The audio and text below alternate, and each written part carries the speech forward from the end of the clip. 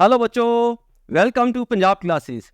Sequence and series जैसे topic के कुछ क्वेश्चंस जिनमें की कैलकुलेशंस काफ़ी ज़्यादा होती हैं, क्या उनको हम 20 सेकंड से भी कम टाइम में सॉल्व कर सकते हैं? बिल्कुल कर सकते हैं, अगर जान लें कुछ ऐसी ट्रिक्स जिनसे कि कैलकुलेशंस देखते ही देखते हो जाएं। तो आज के इस वीडियो में हम यही जानने वाले हैं। तो शुरू करते हैं आज का वीडियो। सबसे पहले मैं लूंगा कुछ illustrations.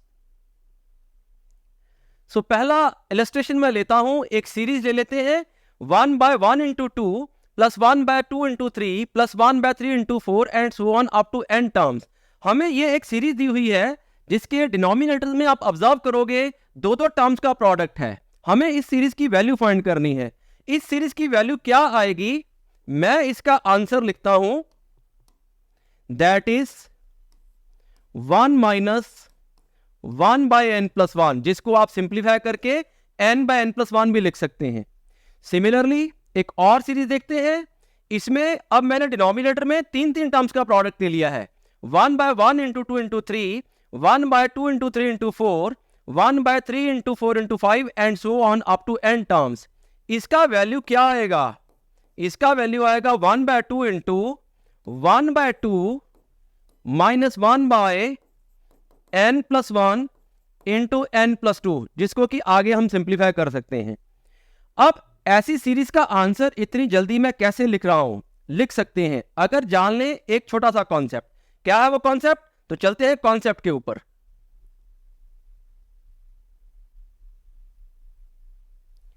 So the concept is, अगर हमें एक सीक्वेंस दिया हुआ है नंबर्स का a1 a2 a3 AR-1 AR और ऐसे कंटिन्यू करते हुए up to n terms, that is an, which is an AP, जिसका कॉमन डिफरेंस क्या है? D है। तो हमारे पास एक series 1/a1 into a2 into a3 and so on AR, फिर a2 a3 a4 AR+1, ऐसे चलते चलते लास्ट में an+1 an+2 and so on an+r-1। ऐसी सीरीज दी होगी जहां डिनोमिनेटर में प्रोडक्ट होगा कुछ कंसेक्यूटिव टर्म्स का। दो कंसेक्यूटिव टर्म्स हो सकती हैं, तीन हो सकती हैं, चार हो सकती हैं, जैसे कि हमने पिछले इलस्ट्रेशन में देखा। तो इसका वैल्यू क्या आएगा? इसका वैल्यू आएगा 1/r-1 into d into 1/a1 a2 a3 and so on up to ar-1 minus 1/1 divided by an+1 an+2 and so on an+r-1। अब ये फॉर्मूला क्या है? दिखने में ये बड़ा कॉम्प्लिकेटेड लगता है, लेकिन हम इसको समझें। सबसे पहले तो ये जो नंबर दिए हुए हैं हमें a1 a2 a3, ये AP में होने चाहिए, जिसका कॉमन डिफरेंस होना चाहिए D। और यहां पे अब R क्या है? R denotes the number of consecutive terms of the AP। जैसे पहले इलस्ट्रेशन में दो टर्म्स आ रही थी डिनोमिनेटर में, अगले इलस्ट्रेशन में तीन आ रही थी, ऐसे चार आ सकती हैं, पांच आ सकती हैं, 10 आ सकती हैं। तो R will be these terms if you observe, these will be R terms। ये टर्म्स फिर यहां पे A1 छोड़ दिया है, A2 से शुरू कर रहे हैं, अगेन R टर्म्स, और फिर यहां से लास्ट टर्म जो थी AP की AN, उससे आगे हमने टर्म्स ली है, ये भी R टर्म्स है। तो जब इस तरह का सीक्वेंस होगा तो इसका आंसर क्या आएगा? ये एक्सप्रेशन जो हमने लिखा है, ये हमने क्या किया है? जो हमारा ये पहला R टर्म्स का सीक्वेंस था, पहली टर्म थी जिसको हम कह सकते हैं, इसमें हम इस टर्म को छोड़ देते हैं और बाकी का पार्ट जो बच रहा है इतना, ये पार्ट लिख देंगे हमने। ये वाले टर्म AR छोड़ दी, a1 a2 a3 up to AR-1, that is R-1 terms का प्रोडक्ट जो है डिनोमिनेटर में, वो as it is. And similarly बीच की कोई टर्म नहीं लेनी है, लास्ट टर्म पे आएंगे, ये वाले टर्म छोड़ देनी है और बाकी का पार्ट जो ये बच रहा है ये हमने एज इट इज लिख देना है। तो इस तरह की सीरीज का जो सम आएगा हमेशा ये वैल्यू आएगी। हम अपने इलस्ट्रेशन से वापस चलते हैं और ये फॉर्मूला वहां पे अप्लाई करके देखते हैं। जो हमने पहला इलस्ट्रेशन लिया था 1/1 into 2, 1/2 into 3, 1/3 into 4, यहां अगर हम ऑब्जर्व करें यहां की टर्म्स जो AP बना रही हैं कौन सी होंगी, ये रिकॉग्नाइज कैसे करें? आप हर टर्म की पहली टर्म को देख लो। हर टर्म की पहली टर्म जो डिनोमिनेटर में कंटीन्यूअस प्रोडक्ट की है, तो वो कौन कौन सी हैं? 1, 2 and 3। तो मेरे पास जो सीक्वेंस बनेगा नंबर्स का, कौन सा सीक्वेंस बन रहा है? 1, 2, 3 एंड सो ऑन। अब इस सीक्वेंस की हमें निकालनी होगी nth टर्म। तो ये हमारे पास एक AP है विद कॉमन डिफरेंस इसका कॉमन डिफरेंस कितना है बच्चों, दैट इज 1। और इसकी nth टर्म, इस AP की nth टर्म क्या आएगी, nth term of this AP, इस AP की nth टर्म क्या आ जाएगी बच्चों, nth टर्म का फॉर्मूला क्या होता है AP का, a plus n minus 1 to t। तो फर्स्ट टर्म इसकी दैट इज a आपके पास 1 है, कॉमन डिफरेंस d हमने फाइंड कर लिया दैट इज 1। तो यहां पुट करेंगे तो 1 plus n minus 1 into 1 that is, ये हमारे पास n बन जाएगा। अब हमें करना क्या होगा, हमें इस पूरे सीक्वेंस का nth टर्म लिखना होगा। तो मैं अब आगे क्या करता हूं, nth term of given sequence या गिवन सीरीज, जो गिवन सीरीज है इसकी nth टर्म लिखते हैं। कैसे लिखेंगे, हम ऑब्जर्व करते हैं कि यहां पे हर टर्म दो दो टर्म्स के प्रोडक्ट है डिनोमिनेटर में, तो nth टर्म भी दो दो टर्म्स का प्रोडक्ट होगी। कौन सी दो टर्म्स का प्रोडक्ट होगी, एक तो जो हमने ये AP ली थी उसकी nth टर्म लिख देते हैं, तो यहां पे इस AP की nth टर्म आ जाएगी that is nth term of this AP 1 2 3 and so on. और एक आ जाएगी उसकी अगली consecutive that is nth term of the next terms that is 2 3 and 4 and so on. या हम सीधा ऐसे भी कह सकते हैं कि हमने इस AP की nth टर्म निकाल ली दैट इज n, और अब इसकी अगली वाली टर्म कौन सी आएगी, अगली वाली टर्म ऑब्वियसली क्या आ जाएगी, n प्लस 1 आ जाएगी। तो हमारे पास इस सीक्वेंस का nth टर्म आ गया है which is 1 by n into n plus 1। तो अब हम क्या करेंगे, अब हम इस सीक्वेंस का पहले तो nth टर्म लिख लेते हैं। तो मैं इस सीक्वेंस का nth टर्म लिखता हूं that is 1 by 1 into 2 plus 1 by 2 into 3 1 by 3 into 4 and so on 1 by n into n plus 1।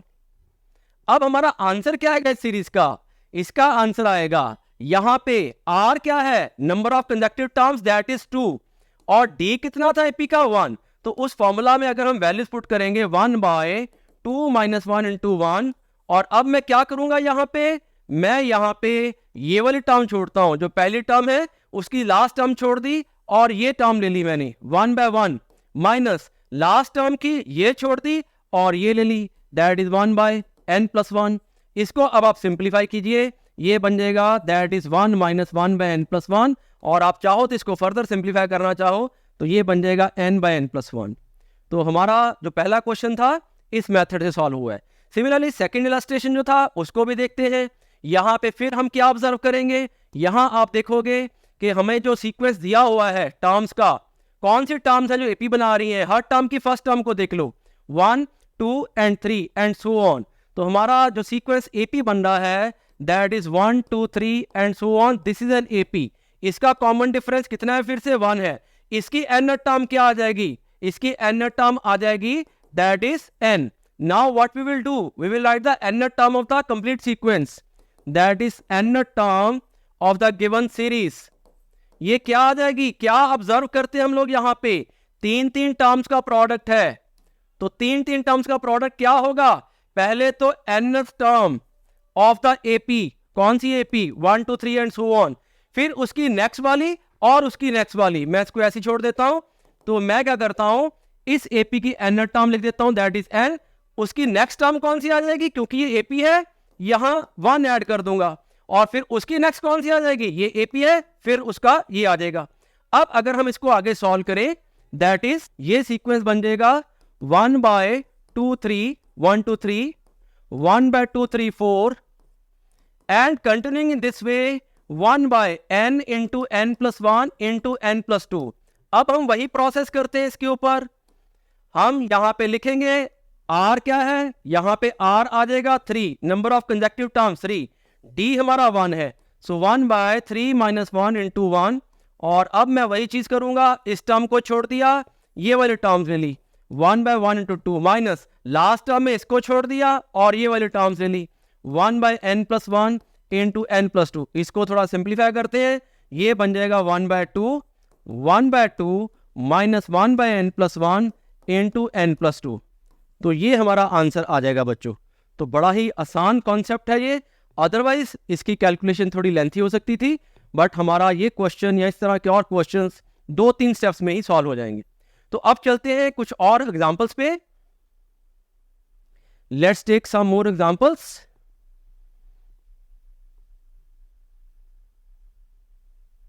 तो हमें दिया है series 1/2 into 5 into 8, 1/5 into 8 into 11 plus 1/8 into 11 into 14 and so on up to n terms. Options भी दिए हैं अब ये, तो ये ऑप्शंस है, आप भी साथ साथ सॉल्व कीजिए और फाइंड कीजिए कौन सी ऑप्शन हो सकती है। कॉन्सेप्ट आप जान चुके हो। सबसे पहले रिकॉग्नाइज करेंगे कि एपी की टर्म्स कौन सी हैं। तो एज यूजुअल सबसे पहले जो कंजक्टिव टर्म्स हैं उनमें से सबसे पहली टर्म को मार्क कर लेते हैं। तो मेरे पास 2, 5, 8 एंड सो ऑन, ये एपी बन रहा है, कॉमन डिफरेंस 3 होगा। इस एपी का एनथ टर्म ऑब्टेन करते हैं। Nth term of this AP क्या आ जाएगा, 2 plus n minus 1 into 3, that is 3n minus 1। और अब लिखेंगे पूरी सीरीज का एनथ टर्म। तो मैं सीरीज को एक बार लिख लेता हूं, 1/2 into 5 into 8, 1/5 into 8 into 11, 1/8 into 11 into 14 और सो ऑन। अब यहां मुझे इसका एनथ टर्म लिखना है। क्या करूंगा, एपी का एनथ टर्म क्या आया था, 3n माइनस 1, और क्योंकि ये एपी तीन टर्म्स के डिफरेंस पे है तो 3 ऐड करते जाओ इसमें, और यहां पे आपका 3n प्लस 5 आ जाएगा। Now let's apply that magical trick. यहां पे कंसेक्टिव टर्म्स कितनी है, 3, तो r का वैल्यू 3।